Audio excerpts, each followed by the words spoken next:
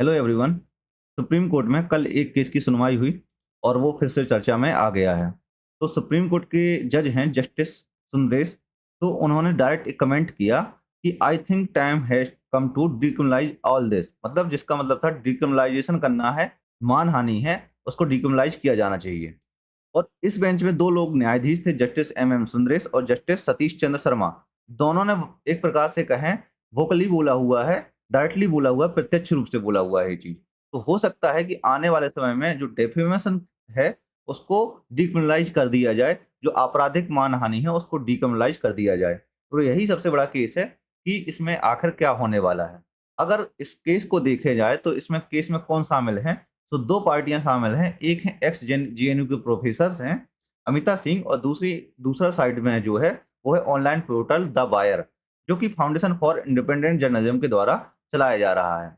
अब इसमें एक चीज़ आती है कि अगर एक केस जो है वो सुप्रीम कोर्ट में है, तो सुप्रीम कोर्ट में आने से पहले वो कई सारे दौर से भी गुज़रा होगा।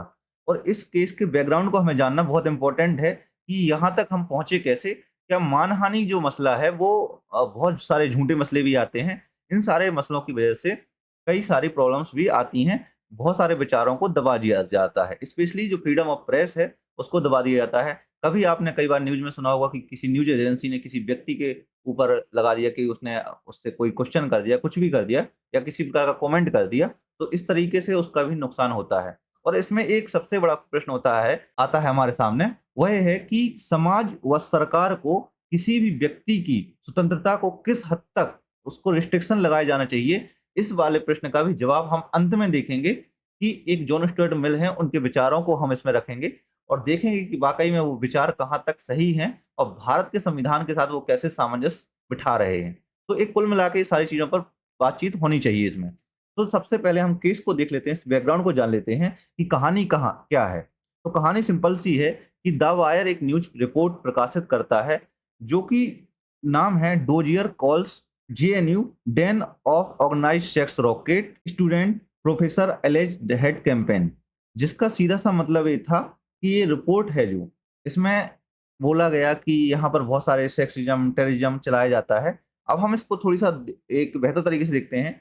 जो रिपोर्ट है उसमें कुछ-कुछ बेसिक चीज़ें की गई जो जेएनयू की प्रोफेसर अमिता सिंह हैं, उनने और उनके कुछ सदस्यों ने मिलकर एक 200 पन्नों का डोजियर तैयार किया हुआ है।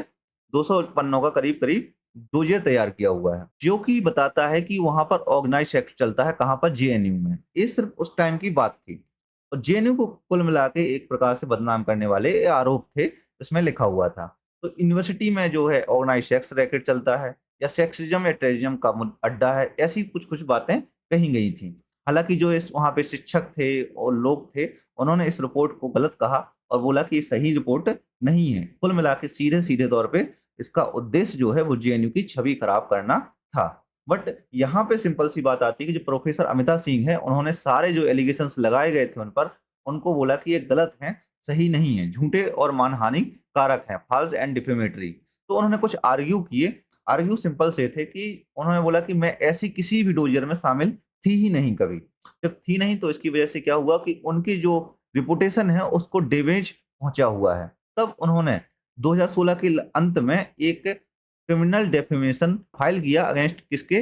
द वायर, जो कि जर्नलिस्ट आशीर्वाद यानी महाप्रास्ता थे, उनके खिलाफ वो केस फाइल किया गया। उसके बाद आगे चीज़ चलती है कि फरवरी 2017 में जो ट्रायल कोर्ट है दिल्ली के मजिस्ट्रेट ने, उन्होंने प्रारंभिक सुनवाई की और सुनवाई के दौरान एक चीज़ सामने आई कि जो मानहानि का मामला है वो उनके खिलाफ बनता है। तब कोर्ट ने जो है द वायर और पत्रकार के प्रति जो सम्मन जारी किया कि आप सामने आओ। तब इसका सीधा-सा मतलब था कि जो दोनों पार्टियाँ हैं वो कोर्ट में उपस्थित होंगी और उनको दोनों को जवाब देना होगा, एक प्रकार से ट्रायल चलेगा।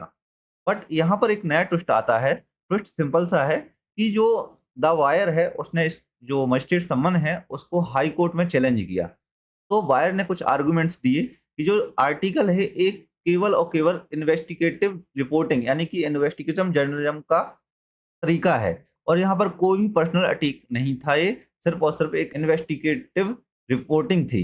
वहीं जो अगर देखा जाए तो उन्होंने बोला था कि it present of different view points including student and teacher response.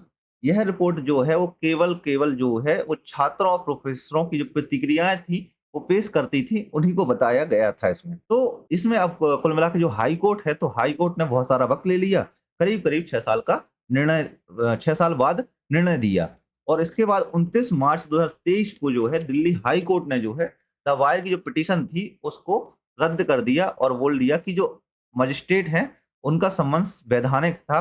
Then court ने उसको सेट किया कि जो कहा कि ट्रायल है वो उसको प्रोसीड किया जाना चाहिए, आगे बढ़ाना चाहिए। द वायर है और इसके जर्नलिस्ट है, उन्होंने स्टैंड ट्रायल लिया और एक यहाँ पर आपको एक तस्वीर दिख रही होगी, ये हाई कोर्ट का फैसला है, जो मैंने यहाँ कॉपी लगाई हुई है। इसको मैंने पढ़ा हुआ था छोटा-मोटा, उसका क्रिस्प निकाला और देखा कि यहाँ पे क्या पॉइंट आ रहे हैं। वहीं सुप्रीम कोर्ट ने इस पे फर्स्ट इंटरवेंशन जो है वो 2024 में लिया और द वायर है जो उसने अप्रोच किया सुप्रीम कोर्ट के अगेंस्ट है हाई कोर्ट के और उन्होंने सुप्रीम कोर्ट ने इस बात को ऑब्जर्व किया जो मजिस्ट्रेट हैं उन्होंने इंडिपेंडेंटली री-एग्जामिन नहीं किया हुआ है, तो उन्होंने बोला कि एक प्रकार से आप फिर से डिफेमेटरी मटेरियल का दोबारा से री-एग्जामिन करो। तो जो ओल्ड समन्स था उसको रद्द कर दिया और मजिस्ट्रेट को डायरेक्ट किया गया कि आप आर्टिकल्स एंड डॉक्यूमेंट्स को फिर से रिफ्रेश ऑर्डर पास करो, आप फिर से इसको देखो। तब आगे चल के आप देखोगे कि जो सुप्रीम कोर्ट है, उसने मजिस्ट्रेट को री-एग्जामिन के लिए डायरेक्ट कर दिया और जनवरी 2025 में जो मजिस्ट्रेट ने है फिर से सम्मन जारी किया द वायर और जर्नलिस्ट अजय महाप्रास्ता के खिलाफ, जिसका सीधा सा मतलब ये था कि मानहानि का मामला सही है और एक ट्रायल जारी रहना चाहिए। एक प्रकार से यही आशय उसका निकल रहा था। तो द वायर ने फिर से सेम चीज की और एक फिर से सब जो दिल्ली हाई कोर्ट में है उसमें फिर से चैलेंज किया इस सम्मन के खिलाफ और 7 मई 2025 को हाई कोर्ट ने फिर से मजिस्ट्रेट के डिसीजन को अपहेल्ड किया, वैधानिक ठहराया और बोला ट्रायल अगेंस्ट चलना चाहिए द वायर के लिए। देन द वायर फिर से आगे बढ़ा और वो सुप्रीम कोर्ट के पास फिर पहुंचा। सुप्रीम कोर्ट के पास पहुंचा देन तब यही घटना घटती होती है, कहें कमेंट आता है जस्टिस एम सुंदरेश का, it's is high time that criminal defamation is decriminalized, how long will such case be dragged on. कुल मिला के था कि हम इतने इन केसों को कितने समय तक चलाते रहेंगे। कुल मिला के अब समय है कि जो क्रिमिनल डेफेमेशन है उसको डिक्रिमिनलाइज किया जाना चाहिए। यही एक बड़ा कमेंट है। हो सकता है अब आने वाले समय में बहुत सारा परिवर्तन आए। यहाँ पर एक चीज़ और करते हैं, हम बात करते हैं अब इंडियन कॉन्स्टिट्यूशन की, जो कि मेन पॉइंट आता है कि फ्रीडम ऑफ प्रेस कहाँ पर है। तो 19 ए में डायरेक्टली कहीं पे नहीं लिखा हुआ, freedom of speech and expression है, उसी के अंडर रखा गया फ्रीडम ऑफ प्रेस को। और फ्रीडम ऑफ प्रेस जो है सुप्रीम कोर्ट और हाई कोर्ट ने कई सारे मसलों में इस चीज पर चर्चा की हुई थी। जैसे Romesh Thapar versus state of Madras 1950 का मसला है, जहां पर सुप्रीम कोर्ट ने इसको प्रेस फ्रीडम को रिकॉग्नाइज किया हुआ था और बोला था कि जो डेमोक्रेसी के लिए एसेंशियली है, यह बहुत आवश्यक है। वहीं Indian express newspaper versus union of India 1985 मसले में भी सुप्रीम कोर्ट ने बोला था कि सबसे महत्वपूर्ण अधिकारों में से ऑफ जो बहुत इंपॉर्टेंट है वो है फ्रीडम ऑफ प्रेस। यहीं पे अगर एक सबसे बड़ी बात आती है डेफेमेशन कहाँ से निकल के आता है, तो 19(2) में जो रीजनेबल रिस्ट्रिक्शन लगाए गए हैं, जो 19(1)(a) है वो एब्सोल्यूट नहीं है। यहाँ पर लिखा हुआ है अंडर आर्टिकल 92 में कुछ रीजनेबल रिस्ट्रिक्शंस लगाए गए हैं, तार्किक प्रतिबंध लगाए गए हैं, जैसे कि sovereignty and integrity of India, security of the state, friendly relation with foreign states, public order, decency और morality, contempt of court, incitement to an offence और डेफेमेशन। तो डेफेमेशन जो है, अब इसमें मैं बार-बार क्रिमिनल डेफेमेशन की बातचीत कर रहा हूँ। तो डेफेमेशन के कुछ टाइप्स हैं। तो बेसिकली 2 टाइप हैं, क्रिमिनल डेफेमेशन और सिविल डेफेमेशन। तो क्रिमिनल डेफेमेशन का मतलब ये है कि कोई व्यक्ति है, किसी के बारे में लिखित, मौखिक रूप से ऐसा झूठा बयान दिया जाए जिसकी उसकी सार्वजनिक प्रतिष्ठा हो, उसको हानि पहुँचे, तो वहाँ पर क्रिमिनल डेफेमेशन लगाया सकता है और जो कि ये आईपीसी 499 और 500 के तहत में इसका उल्लेख था।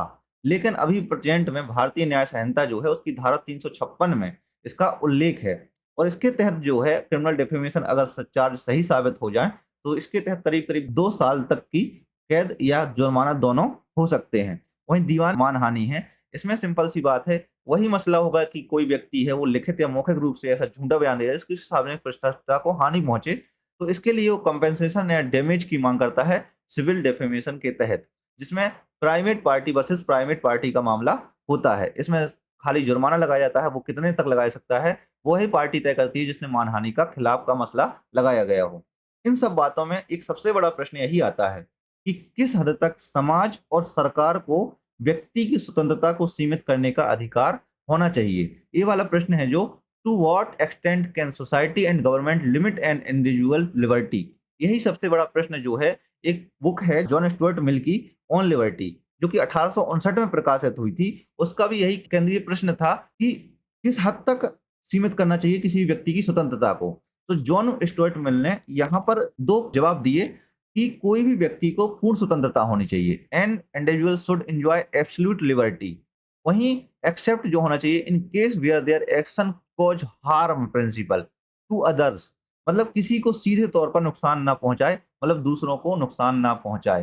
यहाँ पर मैं इसको एवेल्यूएट करता हूँ कि किसी भी व्यक्ति को वहीं तक पूर्ण स्वतंत्रता होनी चाहिए जहां तक वो उसका कार्य सीधे तौर पर दूसरों को नुकसान ना पहुंचाए। इसी को बोलते हैं harm principle. Liberty can be restricted only when in an individual's action cause direct harms to others. अब यहाँ पर एक जो क्वेश्चन आता है कि देखो, आप देखो यहाँ पर देखेंगे फ्रीडम और थॉट एंड एक्सप्रेशन है क्या। तो मिल ने इसको आर्ग्यू किया और उन्होंने बोला कि truth is only to search for truth, मतलब सीकिंग ऑफ ट्रुथ क्या कहें, सत्य की खोज जो है किस प्रकार से पॉसिबल हो सकती है। उन्होंने इसके लिए 3 रीजन दिए। पहला रीजन जो है, उन्होंने बोला कि अगर किसी भी व्यक्ति द्वारा कोई सत्य बोला जा रहा है, कहा जा रहा है, लेकिन उसको आपने दबा दिया, सप्रेस्ड ओपिनियन में बी ट्रू, पॉसिबल है कि वो सत्य तो निकले, लेकिन आपने वो विचार तो दबा दिया है। तो इससे एक प्रॉब्लम होगी कि जो समाज है, उस विचार को कभी सुन नहीं पाएगा, उस विचार को कभी जान नहीं पाएगा। सेकंड पॉइंट उन्होंने दिया कि कोई भी विचार हो सकता है पार्शियली ट्रू हो और पार्शियली गलत हो, यानी कि मतलब सही भी हो सकता है और गलत भी हो सकता है, दोनों थोड़ा-थोड़ा हो सकता है। लेकिन अगर आप चर्चा करेंगे, डिबेट करेंगे, debate helps extract the whole truth, आप उसके पूरे सत्य को जान सकते हैं। वहीं थर्ड पॉइंट दिया, इवन इफ फॉल्स, अगर हो सकता है वो पूरी गलत हो, लेकिन अगर आप उसकी सही आलोचना करते हैं, तो वो विचार पूरी तरीके से सामने आ जाएगा। यही बात जो है मैं अभी बता रहा था आपको इंडियन कॉन्स्टिट्यूशन की, जहां पर आर्टिकल 19 ए में सारे के सारे आपको फ्रीडम ऑफ एक्सप्रेशन के बारे में बातचीत की गई है। वहीं आर्टिकल 19(2) में कुछ रीजनेबल रिस्ट्रिक्शंस लगाए गए हैं, इन आधारों पर होना चाहिए। बट यहाँ पे प्रॉब्लम आती है फॉल्स केसेस की, कि जहां आप व्यक्ति ने कोई भी सत्य बोलने की कोशिश की, उसको दबा दिया किस तरीके से, मानहानि के मसले से या किसी भी और मसले से। तो यहाँ पर मेरा जो ओपिनियन है, ओपिनियन ये है कि किसी भी व्यक्ति को विचार सुनना चाहिए। अगर विचार गलत है तो उसकी आलोचना करना चाहिए। और अब इंतजार करते हैं हम उस दिन का जब सुप्रीम कोर्ट का फाइनल डिसीजन आता है, और जब तक कुछ धमाकेदार आएगा, मुझे यही लगता है। तो अगर अभी तक आपने हमारे चैनल को सब्सक्राइब नहीं किया है तो चैनल को सब्सक्राइब कर लीजिए, और हमारे साथ जुड़े रहने के लिए आप अगली वीडियो भी देख सकते हैं। तो थैंक यू और जुड़े रहिए हमारे साथ।